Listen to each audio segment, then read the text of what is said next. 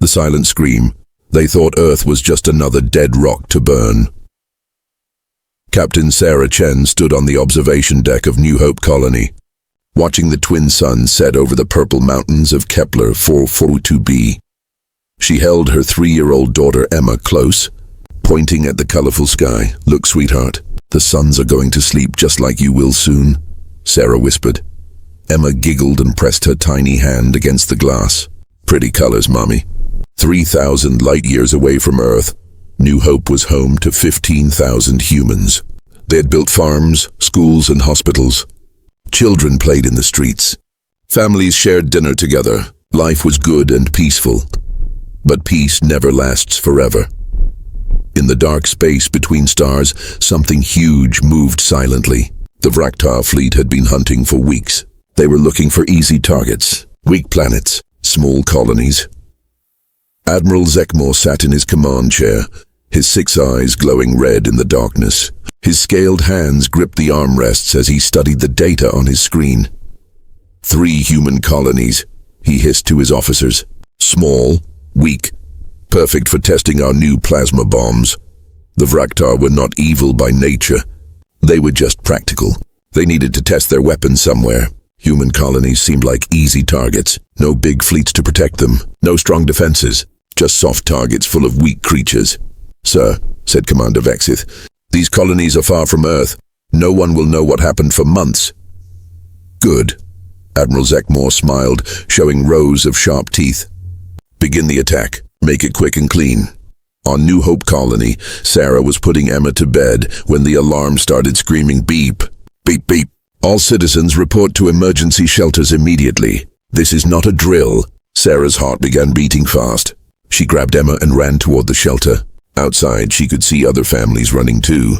Parents carried children. Old people helped each other walk. "Mommy, I'm scared," Emma cried. "It's okay, baby. We're going to be safe," Sarah lied, because she could see something in the sky that made her blood turn cold. Dark shapes were moving between the stars. Big shapes. Getting bigger. The Vraktar ships dropped out of hyperspace like metal monsters. Each ship was 5 miles long, covered in weapons that could destroy cities. They moved in perfect formation, blocking out the stars. On the lead ship, Admiral Zekmor gave his orders. "Target the population centers. Leave nothing alive." "Sir," asked a young officer, "shouldn't we warn them first? Give them a chance to surrender?" The Admiral laughed. "Why, they are just humans. Weak, soft creatures. This is just target practice." The first plasma bomb fell on New Hope's central city. The explosion was brighter than both suns. The heat was so intense that buildings melted like ice cream. The shockwave traveled for hundreds of miles, knocking down everything in its path. Sarah never made it to the shelter. The blast wave caught her and Emma halfway there. In her last moment, Sarah used her body to protect her daughter. But it wasn't enough. 15,000 people died in 30 seconds. The second bomb hit Harmony Station, mankind's mining colony on the ice moon of Titan 7. 8,000 miners and their families were having dinner when the sky turned white. They didn't even have time to scream. The third bomb destroyed Eden Prime, a farming colony that grew food for 12 other human settlements. 27,000 people were working in the fields when death fell from the sky like rain. Admiral Zekmor watched the destruction on his screens. 3 colonies, 50,000 humans, all gone in less than 10 minutes. "Excellent work," he told his crew. "The new plasma bombs work perfectly. Mark this mission as a success," but the Admiral made a terrible mistake. Something he didn't know about. Something that would change everything. Each human colony had been built on soil brought from Earth.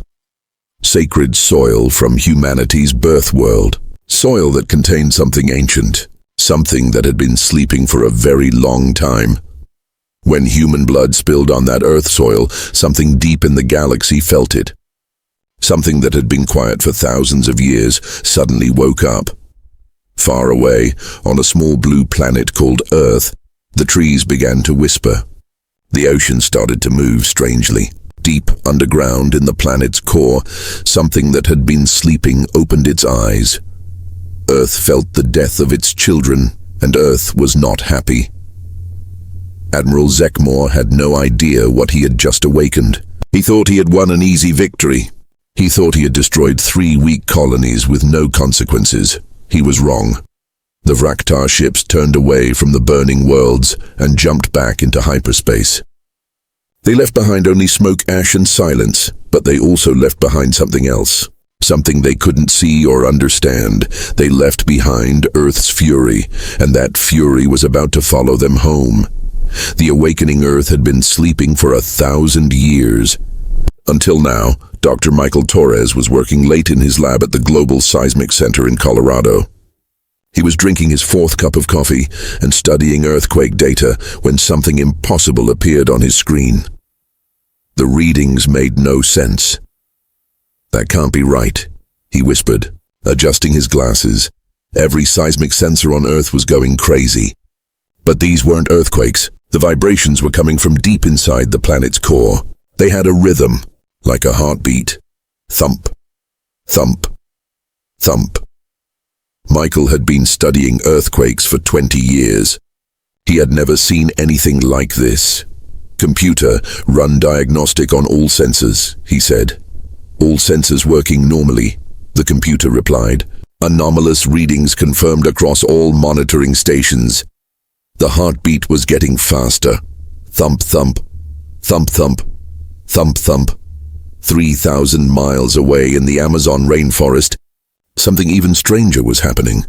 Maria Santos was a forest ranger who had lived her whole life in the jungle. She knew every sound, every smell, every shadow. But tonight something was different. The trees were glowing, not all of them, just the oldest ones, the ancient giants that had stood for hundreds of years. A soft blue light pulsed under their bark, like veins filled with starlight. "Impossible," Maria breathed, touching the glowing bark of a massive cecropia tree. The tree felt warm, alive in a way that trees weren't supposed to be alive. She could feel something moving inside it, something aware. The tree whispered to her, not with words but with feelings. Images flowed into her mind. She saw fire falling from the sky. She saw children crying. She saw death on distant worlds, and she saw anger, pure, terrible anger. Across the globe, animals began acting strange. In Yellowstone National Park, every wolf pack stopped hunting and gathered in one place. They sat in perfect circles, looking up at the stars, howling a song that had never been heard before. In the African savanna, elephants marched across hundreds of miles to meet at an ancient watering hole. They stood together in silence, their eyes glowing with unusual intelligence. In the oceans, whales stopped their migrations. They dove deep and began singing in frequencies that made human submarines shake. Dr. Elizabeth Harper worked for NASA's Deep Space Monitoring Station. She was tracking satellites when her equipment detected something that made her blood run cold. Earth's magnetic field was changing. "This is impossible," she said, calling her supervisor. "The magnetic field is expanding. It's reaching out into space like arms." "What do you mean, arms?" her supervisor asked. "The field is stretching toward the outer planets. It's moving in specific directions, toward the colonies, but the colonies were gone. Everyone knew that. 3 colonies had gone silent 3 days ago. No signals, no communications. Military ships were being sent to investigate, but they wouldn't arrive for weeks. Elizabeth didn't know that the colonies were dead. She didn't know about the Vraktar attack, but somehow Earth knew. In his lab, Dr. Torres watched the seismic readings spike higher and higher. The planet's heartbeat was now racing like a runner's pulse. His phone rang. It was Dr. Harper from NASA. "Michael, you need to see this. Something is happening to Earth, I know. The core activity is off the charts." "No, it's more than that. I think Earth is waking up." "What do you mean, waking up?" Before Elizabeth could answer, every computer in both facilities shut down. Then they turned back on by themselves. Words appeared on every screen at the same time. "My children are hurt." Michael and Elizabeth stared at their screens in shock. The words faded, replaced by new ones. "I feel their pain." "This is impossible," Michael whispered. "Planets don't think. They don't feel." But deep underground, something vast and ancient was stirring. Something that had been sleeping since the birth of human civilization. Something that had watched over humanity like a mother watches over her children. Earth was not just a planet.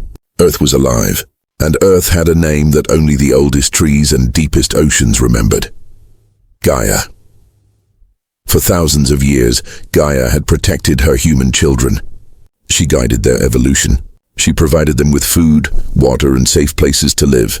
She helped them grow strong and smart and brave, and when they were ready, she let them leave home. She let them travel to the stars and build new colonies on distant worlds. Like any good mother, she wanted her children to explore and grow, but she never stopped watching over them. When the Vraktar bombs fell, Gaia felt every death like a knife in her heart. She felt Sarachen's last breath. She felt Emma's tiny hand going cold. She felt 50,000 of her children dying in fire and pain.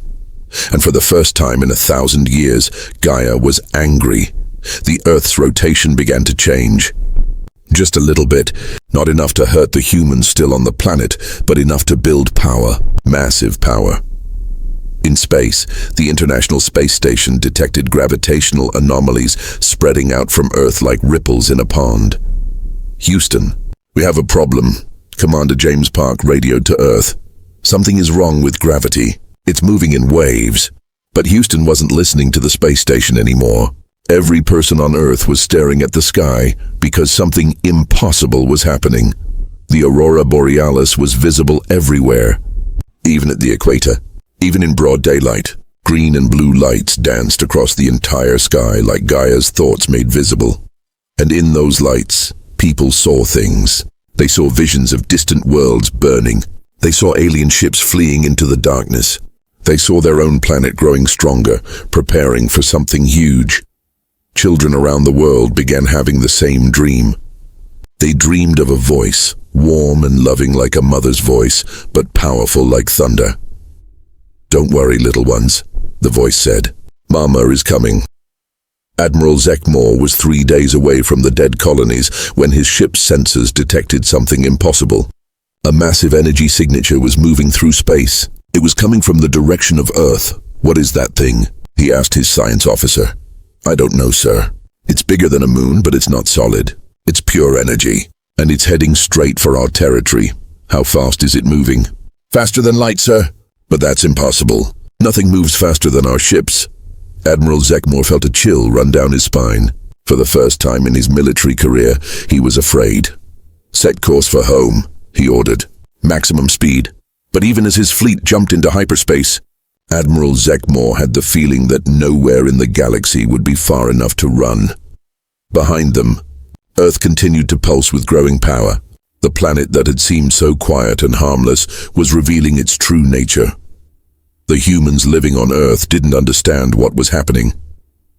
But they felt it in their bones. They felt their world becoming something more than a world. Something ancient and powerful and protective.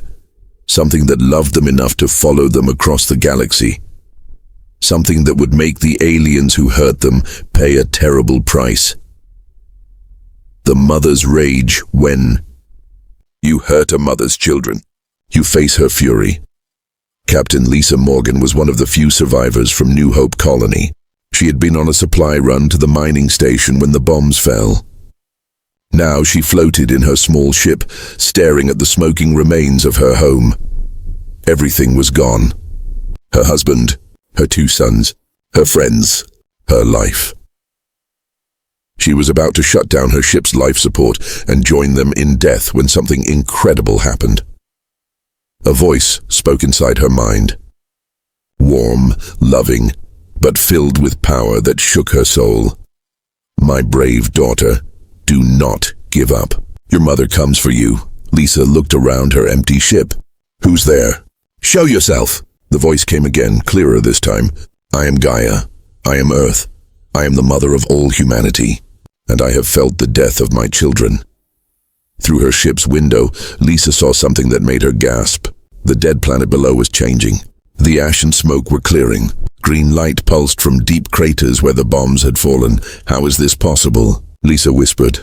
"Love makes all things possible, my child. Your blood carries my essence. Every colony built on my sacred soil is part of me.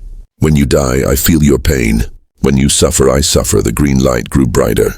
Lisa watched in amazement as plants began growing from the radioactive wasteland. Not normal plants, but something new, something that glowed with inner life. Rest now, Gaia's voice said. Watch your mother work. Meanwhile, on Earth, impossible things were happening everywhere. Dr. Torres stood on the observation deck of his research station, watching the planet transform itself. The ground beneath his feet hummed with power. The sky crackled with energy that his instruments couldn't measure. It's reshaping itself, he told Dr. Harper over the radio. The continents are moving. Not fast, but definitely moving. Moving how? They're forming patterns like circuit boards or weapon systems. That was exactly what was happening. Gaia was turning herself into the ultimate weapon. Mountain ranges became massive antenna arrays. Ocean currents changed direction to create power generators. The planet's core spun faster, building magnetic energy that could reach across the galaxy. But Gaia wasn't just changing Earth. She was reaching out to every world where humans lived. On Mars colony, engineer Robert Kim was checking the atmospheric processes when alarms started blaring throughout the facility. "What's happening?" he shouted to his team. "The soil, sir. The Earth soil we brought for the gardens. It's glowing." Robert ran to the agricultural section. Sure enough, the carefully preserved Earth soil that they used to grow vegetables was pulsing with blue light. As he watched, the light spread through the entire facility like liquid starlight. "Sir," his assistant called out, "we're getting strange readings from the planet's core. Mars is changing." The red planet was indeed changing. Deep underground, dormant volcanic systems were waking up. But instead of erupting with lava, they were erupting with energy. Pure, clean energy that made the air itself glow. The same thing was happening on every human colony world. Europa Station, Titan Base, New California on Proxima Centauri. Everywhere humans had brought soil from their birth world. Gaia's influence was spreading. Admiral Zekmor was still 3 days from his home system when his worst fears came true. "Sir," his communications officer said, voice shaking with fear. "We're receiving reports from the home fleet. Something is attacking our outer colonies. What kind of something?" "They don't know, sir. The reports don't make sense. Planets are moving on their own. Gravity is being used as a weapon. Our ships are being crushed by invisible forces." Admiral Zekmor pulled up the tactical display. Red warning lights showed disasters across Vraktar space. 12 colonies had gone silent in the last hour. How is this possible? What kind of weapon can affect entire star systems? His science officer looked up from his instruments, terror in all 6 eyes. "Sir, I'm detecting a massive gravitational distortion approaching our position. It's huge, bigger than anything we've ever seen." "How big?" "Sir, it's the size of a small planet." But it wasn't a planet. It was Gaia herself, projecting her consciousness across space like an angry ghost. She moved faster than light, bending the laws of physics through pure force of will. And she was hunting. On Earth, humans felt their world's anger like a physical force. Children cried without knowing why. Adults felt a rage building inside them that wasn't their own. It was the rage of a mother whose children had been murdered. President Sarah Williams stood in the Situation Room, surrounded by advisors who had no idea how to advise her. The screens around them showed impossible things happening all over the planet. "Madam President," the Secretary of Defense said, "our satellites are detecting massive energy discharges in deep space. Something is happening in the Vraktar system." "The Vraktar? Who are they?" "Unknown, ma'am. We've never heard of them before. But our long-range sensors suggest they're under attack by something." The President stared at the displays showing Earth's transformation. "Is it us? Are we attacking them?" "I don't know, ma'am. I don't know what us means anymore." That was when the voice spoke, not just to the President, but to every human being on Earth at the same time. It echoed in their minds, warm but terrible, loving but deadly. "My children, do not fear. Someone has hurt your brothers and sisters on distant worlds. Your mother goes to make them pay. When I return, we will never be alone again." Back in space, Captain Lisa Morgan watched through her ship's sensors as something incredible approached the dead colony worlds. It looked like a star, but moved with purpose and intelligence. As it drew closer, she could see what it really was. Pure energy shaped by will and love and bottomless fury. It was Gaia's rage made manifest, traveling across the galaxy to punish those who had hurt her children. The energy touched the dead world of New Hope Colony. Immediately, the planet began to heal. The melted cities rebuilt themselves. The poisoned atmosphere cleared. Life returned to the scorched earth. But that wasn't the most amazing part. The most amazing part was when the dead began to rise. Lisa watched in shock as energy signatures appeared where none had been before. Thousands of them, the life signs of every person who had died in the attack. Impossible, she breathed. Gaia's voice came to her again, gentler now. Nothing is impossible for a mother protecting her children. Death is just another boundary to cross. On the planet's surface, Sarah Chen opened her eyes. She was lying in a field of glowing grass, her daughter Emma sleeping peacefully in her arms. Around them, thousands of other people were waking up, confused but alive. "Mommy?" Emma said, opening her bright eyes. "I had a scary dream." "It's okay, sweetheart," Sarah said, holding her close. Mama Earth made the scary things go away. And across the galaxy in the Vraktar home system, Admiral Zekmor received a message on every screen in his fleet. The words appeared in perfect Vraktar text, written by a power that had learned their language in seconds. "You killed my children. Now you face their mother's justice." The Admiral looked out at his mighty fleet of 1,000 warships, the most powerful military force in known space, ships that could destroy planets and conquer star systems. He realized it wouldn't be nearly enough.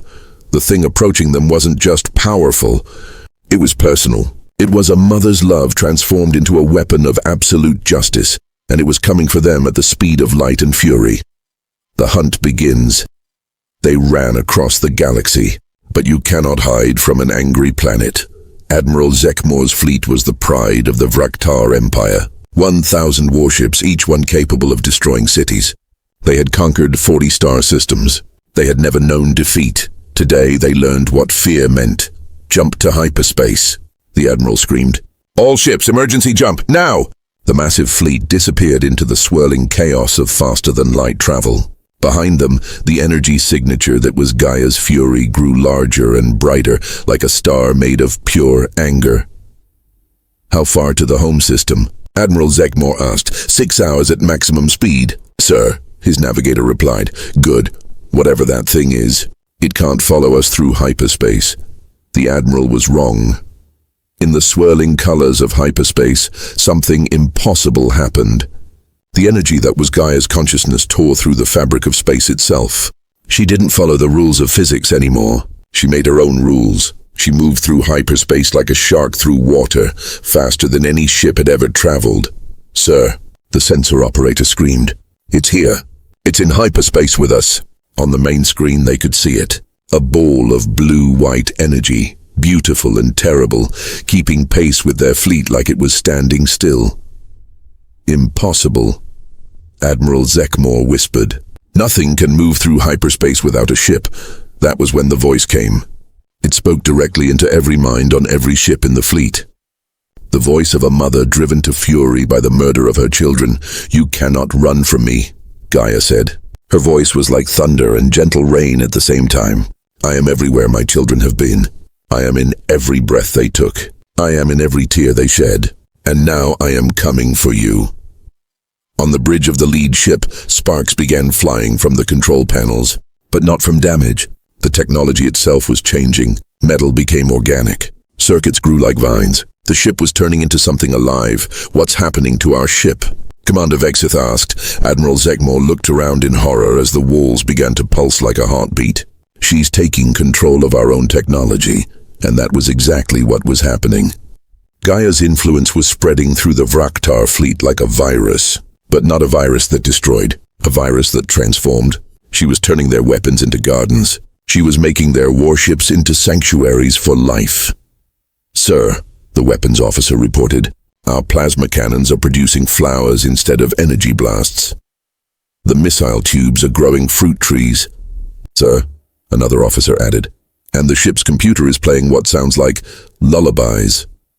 Admiral Zekmor realized with growing terror that they weren't being attacked. They were being adopted. This angry planet mother was claiming his entire fleet as her own children. Drop out of hyperspace, he ordered. Maybe we can fight her in normal space. The fleet dropped back into regular space near a small asteroid belt. Immediately, every ship's sensors went crazy. Space itself was bending around them. Gravity was moving like ocean waves, and then they saw her. Gaia had taken physical form.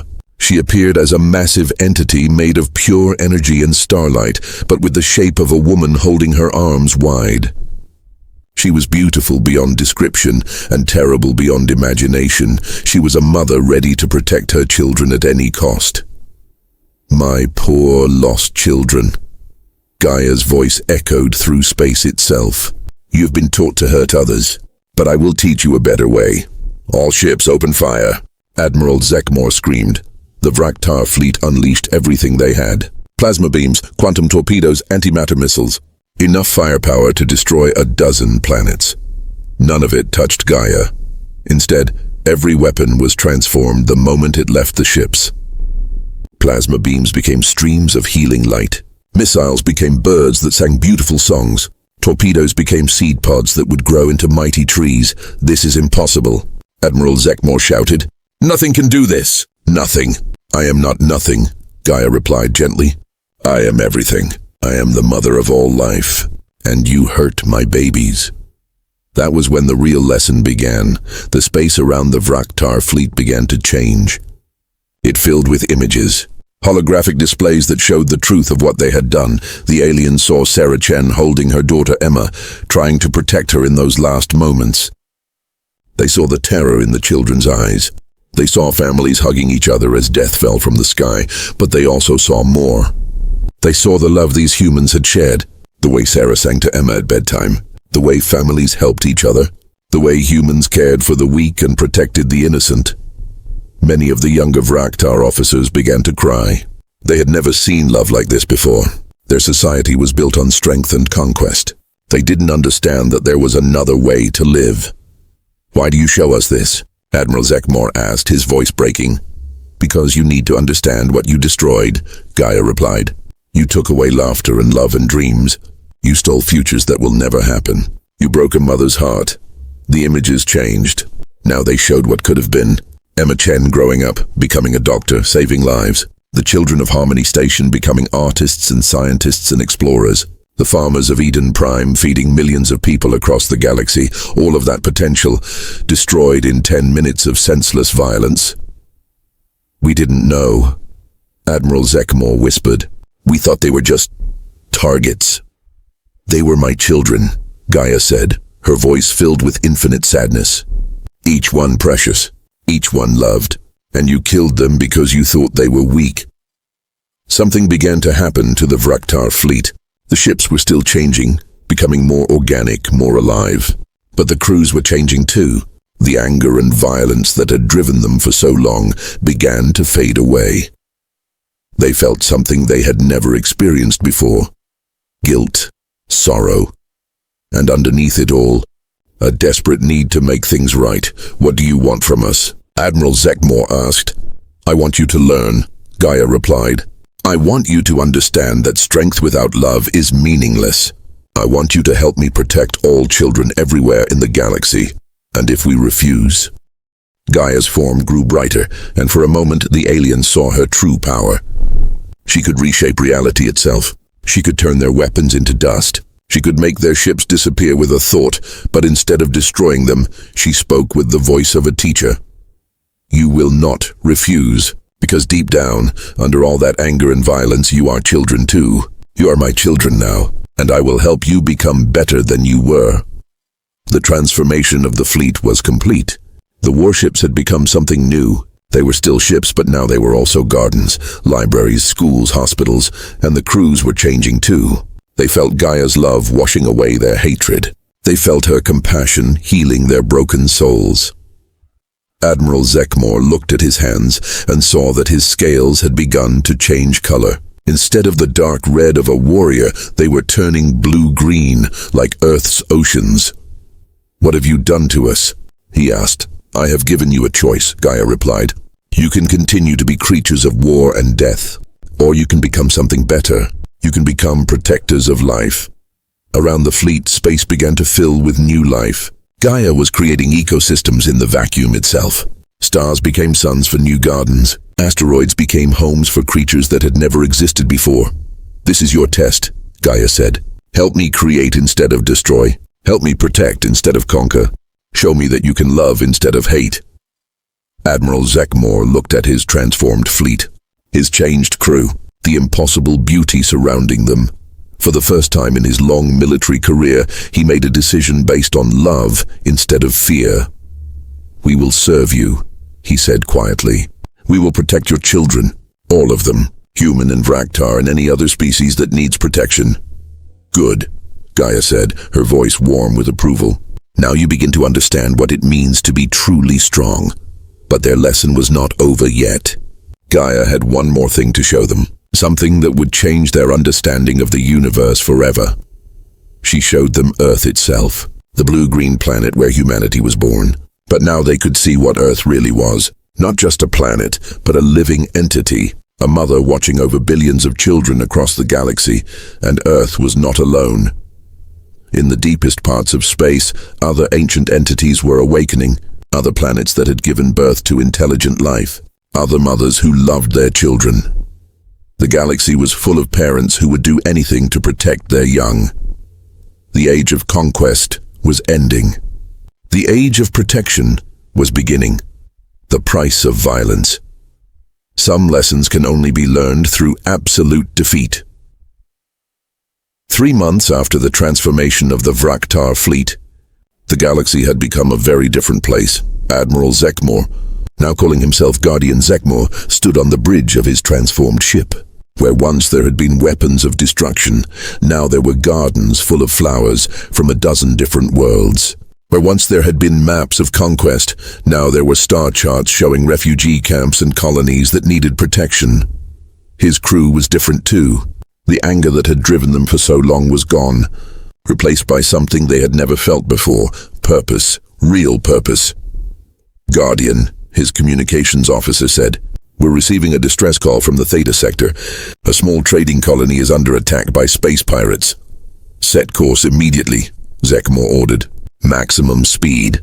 As his ship jumped to hyperspace, Zekmor thought about how much everything had changed. The Vraktar Empire no longer existed. In its place was something new, something better. They called themselves the Guardians now, and their only mission was to protect life wherever they found it. But the biggest change wasn't in the Vraktar. The biggest change was in Earth itself. On the blue-green planet where humanity was born, Dr. Michael Torres stood in what used to be his seismic research center. Now it was something incredible, a living building that grew from the Earth itself, its walls made of crystallized starlight and its computers powered by the planet's own heartbeat. "The integration is complete," he reported to the Global Council. "Every major city on Earth is now connected to Gaia's consciousness. We can communicate instantly with any human colony in the galaxy." President Williams nodded from her own transformed office. "And the other planets, the ones that are awakening?" 17 so far, Dr. Torres replied. "Mars is fully awakened. It's calling itself Ares now, and it's become a warrior planet dedicated to protecting human military colonies. Jupiter's moons are awakening too. Europa calls herself the Deep Mother, and she's creating the most amazing underwater cities you've ever seen." The truth was even more incredible than that. Across the galaxy, planets that had given birth to intelligent life were waking up. They were remembering their purpose. They were becoming active parents again, protecting their children among the stars. But nowhere was the change more amazing than on the colony worlds that had been destroyed.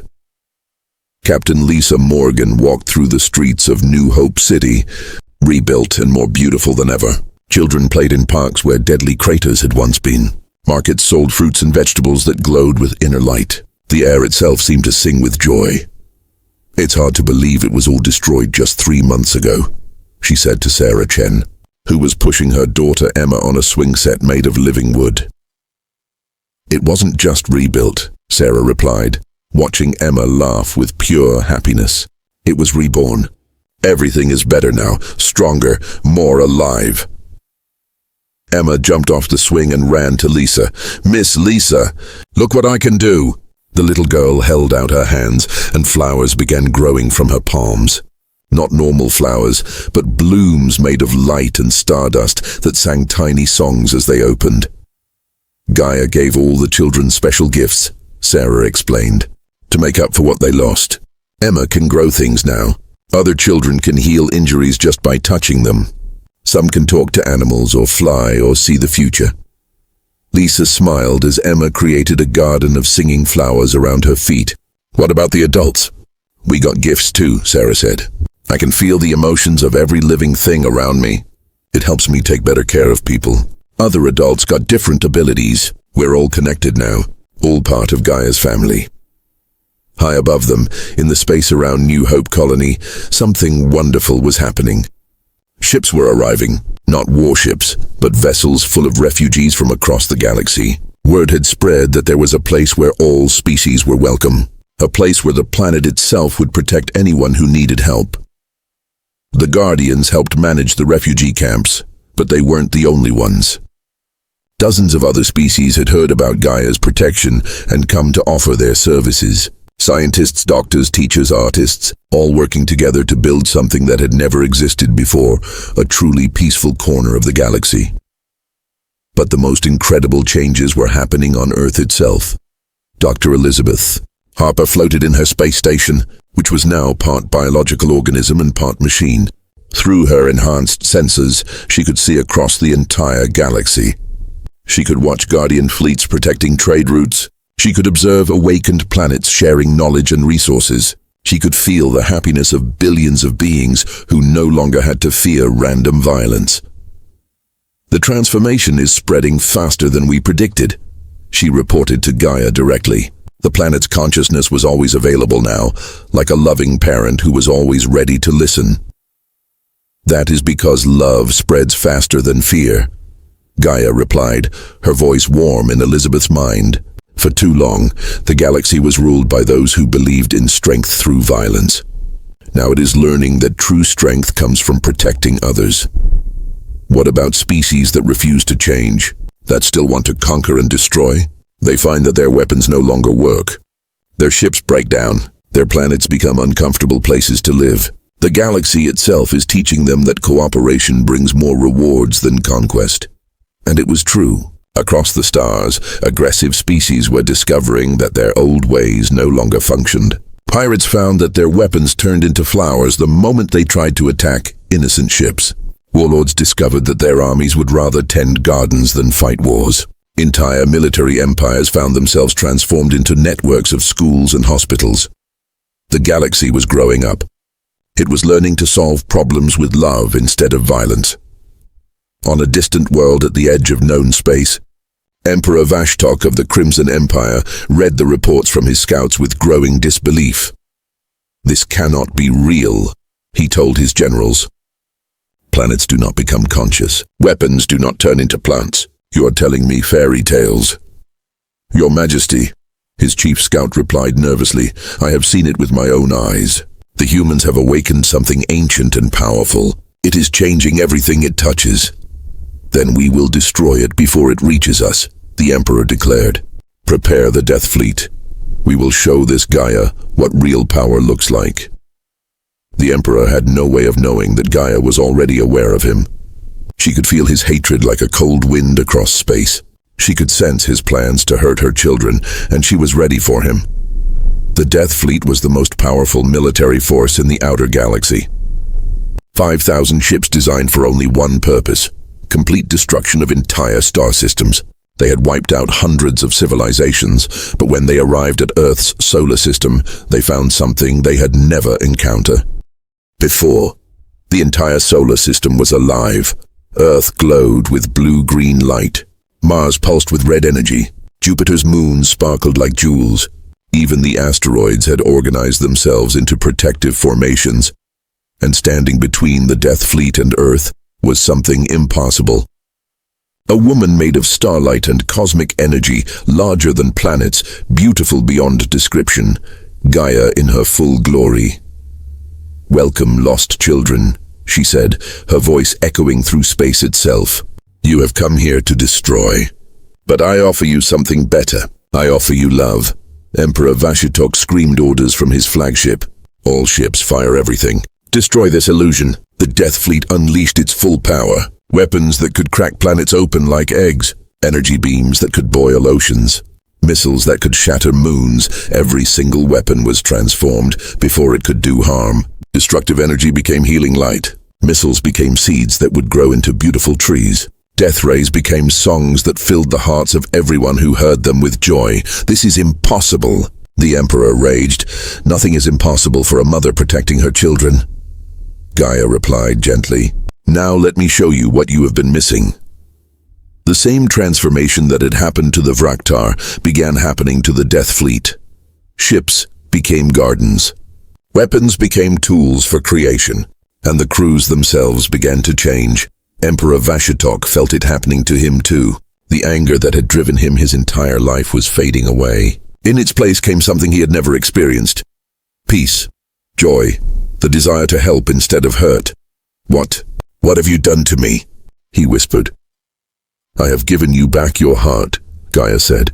You lost it long ago when you decided that power was more important than love. But it was always there, waiting for someone to remind you how to feel. The Emperor looked at his hands and saw that they were no longer the claws of a destroyer. They were the gentle hands of someone who could build instead of tear down. Around his transformed fleet, new life was blooming in space itself. Gardens grew on the hulls of his ships. His crew members were laughing and crying at the same time, overwhelmed by emotions they had forgotten they could feel. I'm sorry, the Emperor said, and he meant it with every fiber of his being. I'm sorry for all the pain I caused, all the worlds I destroyed, all the families I broke apart. I know you are, Gaia said kindly, and now you can spend the rest of your life making up for it. You can protect instead of destroy. You can create instead of conquer. You can love instead of hate. The former Emperor fell to his knees on the bridge of his transformed ship. How can I ever make up for what I've done? By helping me protect all children everywhere in the galaxy. By making sure that no other families suffer like the ones you hurt. By choosing love over fear every single day for the rest of your life. And so the galaxy's greatest destroyer became one of its greatest protectors. Months later, Captain Lisa Morgan stood on the observation deck of New Hope Colony, watching ships arrive from across the galaxy. Not warships, but vessels full of families looking for safe places to raise their children. Artists coming to share their creations. Scientists bringing new discoveries, teachers offering their knowledge. The galaxy had become what it was always meant to be, a community. A family Emma Chen, now 4 years old, tugged on Lisa's hand. Miss Lisa, look. Lisa looked up at the stars and saw something beautiful. The lights in the sky were arranged in patterns, constellations that spelled out messages of love and welcome in 100 different languages. Gaia was decorating the heavens themselves, making the galaxy a more beautiful place for all her children. It's pretty, Emma said, clapping her hands. Yes, it is, Lisa agreed, and it's going to stay pretty forever. Because across the galaxy, a simple truth had been learned by every intelligent species.